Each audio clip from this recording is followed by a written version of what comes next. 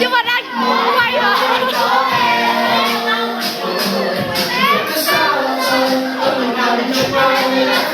kênh Ghiền Mì Gõ để không bỏ lỡ những video hấp dẫn.